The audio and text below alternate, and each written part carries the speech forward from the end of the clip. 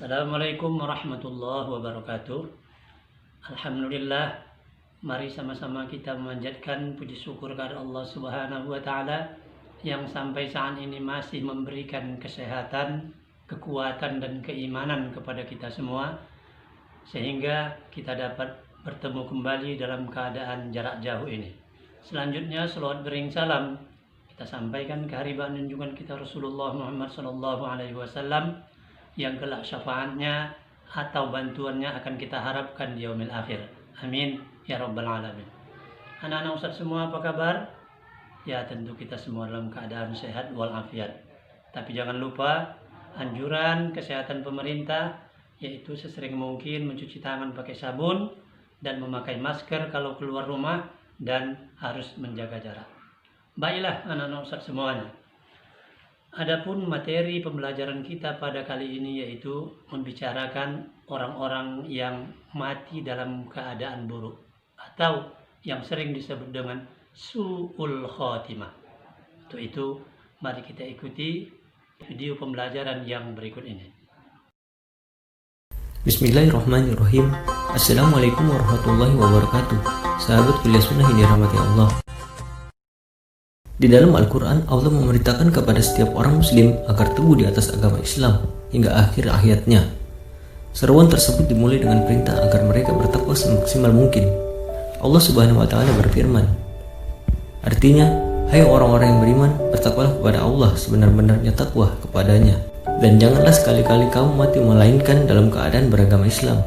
Quran Surah Ali Imran ayat 102. Manusia sendiri tidak akan mampu menjadikan dirinya tetap dalam agama Islam karena pada hakikatnya husnul khatimah ataupun su'ul khatimah, baik atau buruknya akhir hidup manusia adalah kuasa Allah Subhanahu wa taala. Oleh karenanya Allah memberikan jalan kepada manusia sebagai ikhtiar memperoleh predikat mati husnul khatimah atau membawa agama Islam. Syekh Abdullah bin Alawi Al-Haddad dalam karyanya Nasyayuhu ad-Diniyah menjelaskan ada beberapa hal yang sering menjadi sebab seseorang mengakhiri hidupnya dengan keburukan atau su'ul khatimah. Simak terus videonya sampai selesai agar tidak salah paham. Jangan lupa subscribe channel ini dan bunyikan loncengnya agar tidak ketinggalan amalan dan berita seputar Islam. Share ke keluarga dan sahabat jika bermanfaat untuknya, karena sebaik-baiknya manusia yang paling bermanfaat bagi orang lain. Hadis riwayat At-Tabarani. Ada 5 golongan orang yang mati su'ul khatimah. Di antaranya yang pertama, orang-orang yang meremehkan kewajiban sholat dan zakat. Siapa saja yang dengan sadar meremehkan atau bahkan meninggalkan sholat dan zakat, baginya adalah kerugian, dan kerugian bagi seorang muslim adalah ketika mendapatkan siksaan dari Allah Subhanahu wa taala. Nauzubillah min dzalik.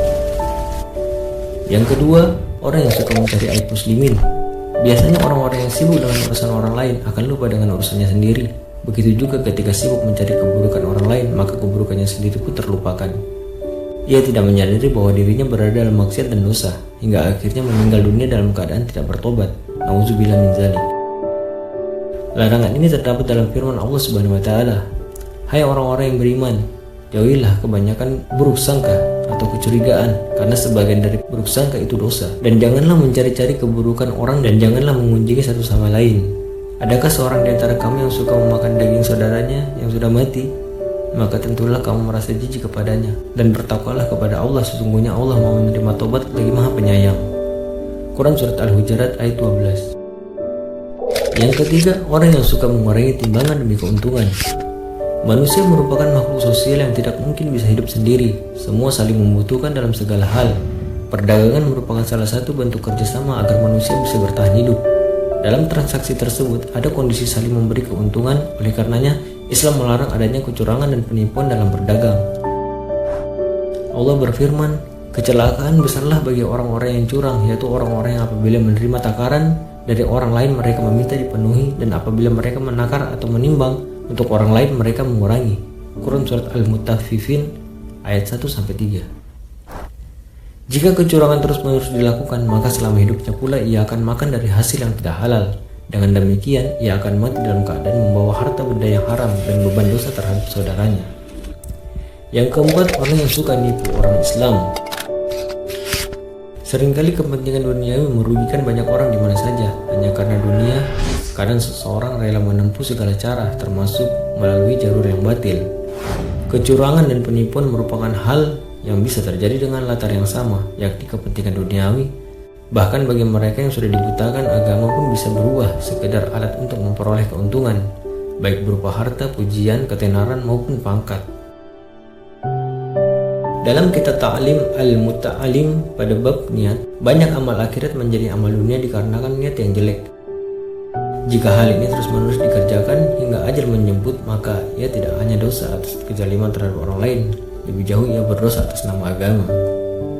Allah berfirman, "Barang siapa yang menghendaki kehidupan sekarang duniawi, maka kami segerakan baginya di dunia itu apa yang kami kehendaki bagi orang yang kami kehendaki, dan kami tentukan baginya neraka jahanam.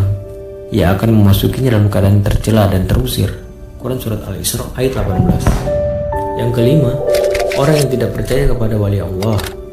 Jika melihat sejarah Islam, perjuangan para utusan selalu dihadapkan dengan para penolak ajarannya, baik perseorangan maupun golongan. Hal ini tidak berhenti di zaman Rasulullah, sahabat tabi'in, hingga para ulama kasih Allah yang datang belakangan. Hingga saat ini, tantangan demi tantangan silih berganti terjadi pada pejuang di jalan Allah, mulai dari tingkat kepercayaan, fitnah, iri dengki, sampai pada penolakan dan perlawanan. Orang yang mengingkari utusan Allah berarti ia menyakitinya. Siapa yang menyakiti utusan Allah, sama juga ia menyakiti Allah Subhanahu wa Ta'ala. Maka laknat Allah lah yang lebih pantas untuk mereka. Allah berfirman, "Sesungguhnya orang-orang yang menyakiti Allah dan Rasulnya, Allah akan melaknatnya di dunia dan akhirat, dan menyediakan baginya siksa dan menghinakan. Dan orang-orang yang menyakiti orang-orang mukmin dan mukminat tanpa kesalahan dan mereka berbuat, maka sesungguhnya mereka telah memikul kebohongan dan dosa yang nyata. Jika mereka mati sebelum bertobat, maka mereka mati dalam keadaan terlaknat." Semoga kita semua menjadi bagian dari orang-orang yang dijaga. Kemarin ada yang bertanya kepada saya, Ustadz benar menyatakan bahwasanya, apakah benar pernyataan Ustadz bahwasanya seseorang akan mati sesuai dengan kebiasaannya? Maka saya katakan iya. Dan itu disebutkan oleh para ulama, di antaranya oleh Al-Hafidh Ibnu Hajar Al-Haytami dalam kitab Az-Zawajir. Rajulun mata ala ma'asha alaih. Nih, garis bawahi juga. Seseorang akan mati sesuai dengan kebiasaannya. Akan mati sesuai dengan kebiasaannya. Yang biasa baca koran, bukan baca Quran, mati ketika baca koran. Yang biasa nonton televisi, bukan nonton televisi yang merupakan kajian-kajian Islam, malah nonton hal-hal yang haram, dia akan mati sesuai dengan kebiasaannya. Seseorang mati sesuai dengan kebiasaannya. Lihat para ikhwan yang dirahmati oleh Allah Subhanahu wa Ta'ala.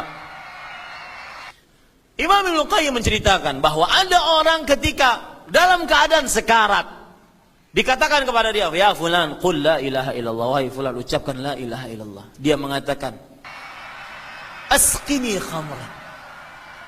Bukan ucapan la ilaha illallah yang dia ucapkan, tetapi dia katakan, "Tuangkan satu gelas lagi." Dia kebiasaannya minum khamar. Yang lain, Imam Ibnu Qayyim juga menceritakan bahwa orang pernah ketika mau dikatakan, "Wahai fulan, ucapkan la ilaha illallah." Dia mengatakan syahik. Syahik itu artinya sekakmat. Main catur, judi. Orang mati sesuai dengan kebiasaannya. Rajulun mata ala ma'asha alaih. Garis bawah itu baik-baik. Seseorang akan mati sesuai dengan kebiasaannya. Seseorang akan mati sesuai dengan kebiasaannya. Seseorang akan mati sesuai dengan kebiasaannya. Maka Pak, cari kebiasaan baik kita, yang kita berharap atas Allah, kita berharap kepada Allah untuk mati di atasnya. Seseorang mati sesuai dengan kebiasaannya. Maka saya katakan, cari kebiasaan baik, menolong orang, bakti orang tua, sujud, berdakwah. Alangkah indahnya tatkala menyampaikan ayat-ayat Allah, mati pada saat itu. Tatkala membaca Al-Quran, persis yang dilakukan oleh Utsman bin Affan. Beliau orang yang salah satu orang terdekat dengan Al-Quran. Makanya Allah mewafatkan beliau tatkala beliau baca Al-Quran.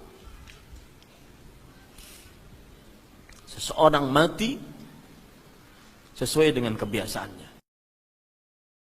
Demikianlah pembelajaran kita pada kali ini. Mudah-mudahan bermanfaat bagi kita semua. Amin ya rabbal alamin. Wassalamualaikum warahmatullahi wabarakatuh.